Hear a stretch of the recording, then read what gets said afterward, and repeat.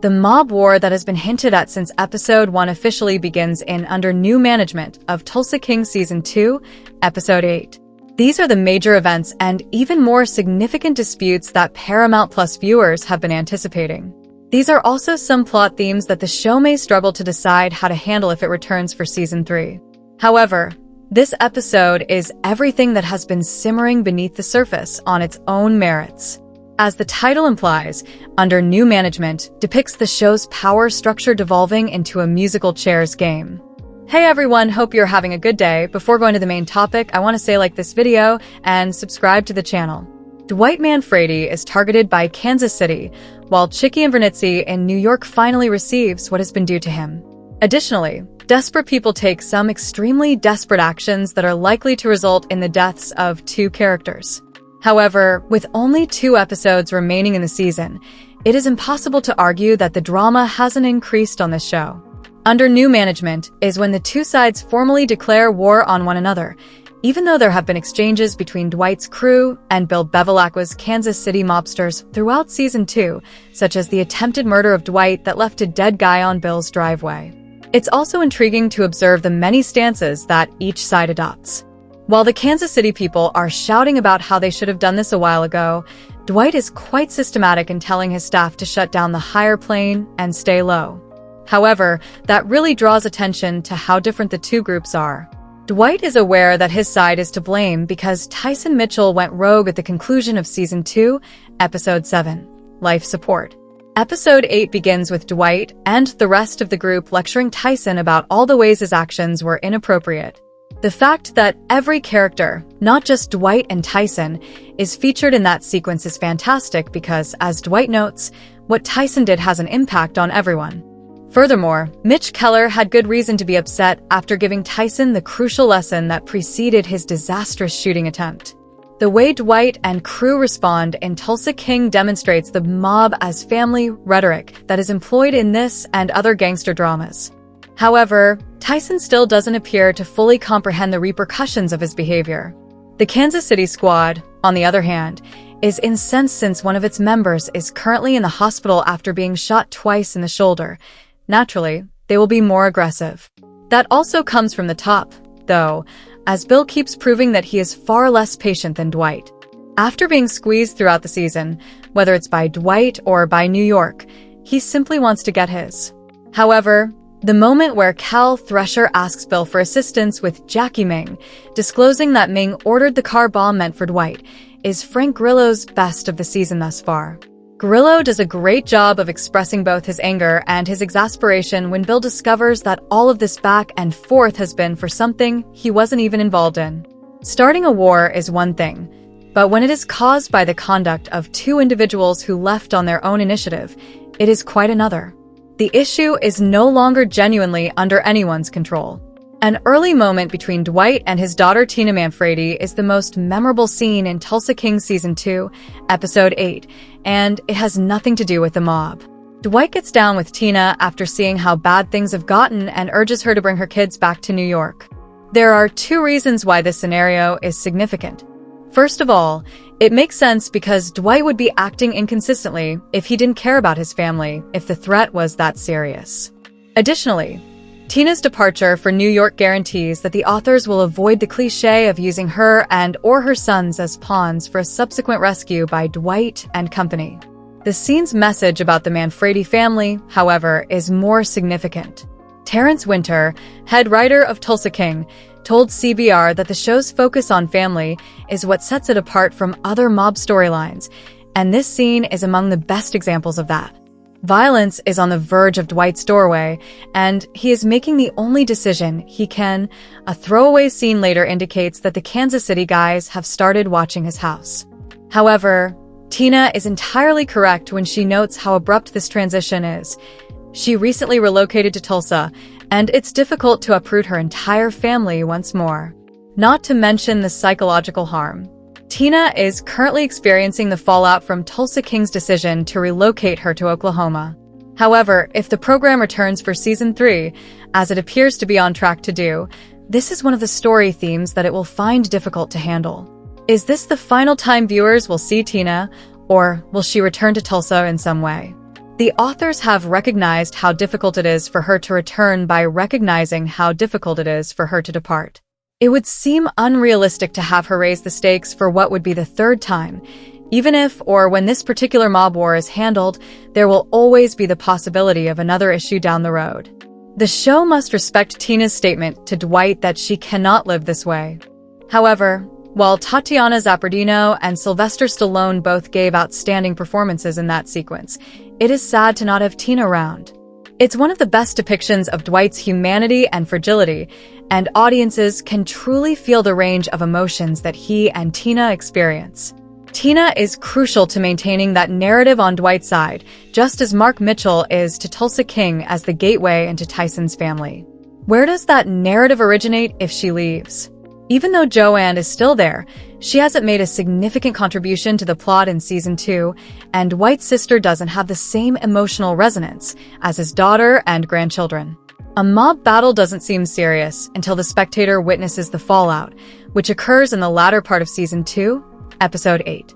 The fact that Jimmy is shot outside Higher Plane by one of Bill's men, and Armand goes insane and decides to rob Goody at gunpoint, is more significant than Chicky finally receiving the official heave-ho from Vince and the rest of the New York organization, which may also indicate that he and/or they will be less relevant in Season 3. By the end of the season, it appears that Tulsa King will lose at least one supporting figure. Jimmy's injuries appear to be very serious, but the program might manage to get him to the hospital in time by pulling a fake out, like it did with Mark Mitchell. However, if the writers feel that Dwight's side needs victims, he's also a good candidate to be killed off because he's a character the viewer cares about but who isn't completely necessary to the plot. Even if Armand is still alive, he is no longer useful to anyone, including fans.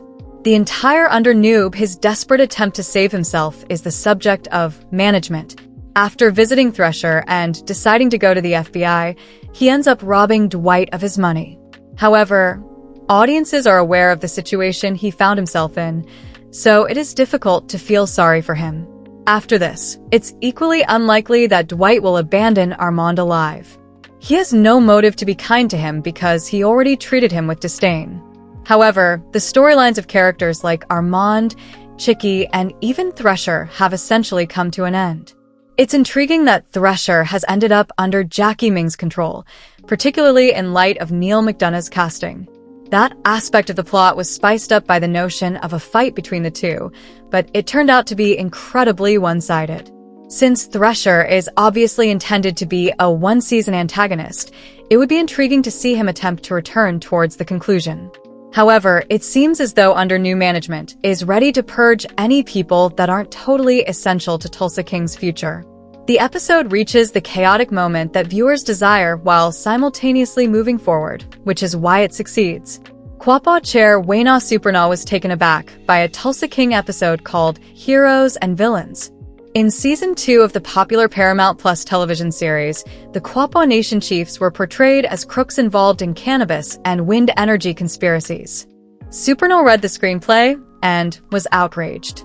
Given the enormous positive impacts we have, not just in Oklahoma but throughout the nation, I do not appreciate the way that Indian country is typically portrayed as backroom, shady, underhanded dealing, Supernaw stated.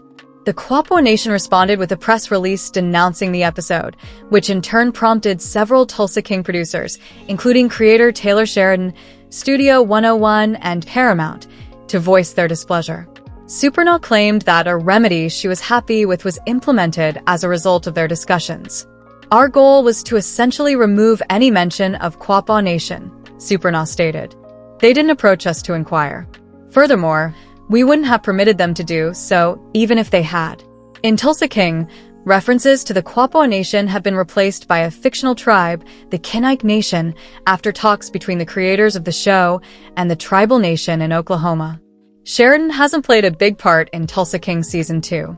He co-developed Yellowstone, a show with no indigenous creatives on the production team, and produced Tulsa King. Additionally, he wrote the 2017 movie Wind River, which was criticized by the indigenous group Illuminative. The writer and director purchased the rights to the Pulitzer Prize-winning novel Empire of the Summer Moon, and at the start of October, the Comanche Nation passed a resolution seeking a vote in a planned Sheridan production. What the tribal nation could or would contribute to the project is unknown. Since Sylvester Stallone's debut as Dwight Manfredi in the now record-breaking Paramount Plus smash series Tulsa King, Yuke has undergone a transformation. Manfredi has found love, turned his exile into a successful criminal empire, repaired his ties with his family, and made a few enemies in the process. Local businessman Carl Thresher, Neil McDonough, one of Manfredi's enemies, chooses to become a sore thumb after first agreeing to work amicably with the general. Dwight's goon, Armand Max Casella, is one of Thresher's weapons. He foolishly assists in attacking his boss after he provides information. Armand flees and attempts to vanish into Mexico after stealing Dwight's casino of $500,000 by threatening Goody Karangi, played by Chris Caldovino, with a revolver. But he chooses to give up running and confront his employer, Dwight, which may result in his demise. Armand could have entered Mexico at the lights, so why did he turn around? I think that's up for interpretation, Casella tells TV Insider. I believe it was because he consistently said at the end of the first season that he would never run again. I will never again run away from my problems, he declared. After 19 years of running, Dwight suddenly appears and completely upends my existence. My family is lost. I lose everything, my wife, kids, the house, and I'm not going to run anymore. If there's one thing I'm going to take away from this, it's that. In the end, Dwight was able to take advantage of Armand's choice to go back to his boss. After driving the businessman away from their shared interests, Thresher's business partner Jackie Ming, Rich Ting, was starting to pose a serious threat. The General, Thresher, and Bill Bevilacqua, Frank Grillo, were able to reach a provisional agreement to remove Ming using a strategy based on Armand because he had previously tried to murder Dwight. Will Armand continue to be faithful to Dwight now that his faults have been pardoned? In response, Casella says, "I'm hoping so. I'm hoping we can learn. A third season is something I hope to see. I am not yet aware of that. I'm hoping so." Armand is redeemed at the end of the season. He is given another opportunity. He must be saying, 3 strikes, you're out. He had to take off right now, after all. I have no idea what the future holds. I merely hope so. It will be interesting to watch if Armand stays faithful. But if he does choose to do otherwise, it would be best for him to ensure that he is not caught in the General's long arm of vengeance. The General is unlikely to forgive Armand a third time because he has already lost the support of his daughter's presence because of the mess that Armand's actions helped create. Let us know in your comments. And stay tuned by subscribing our channel to get more updates like this. Thanks everyone.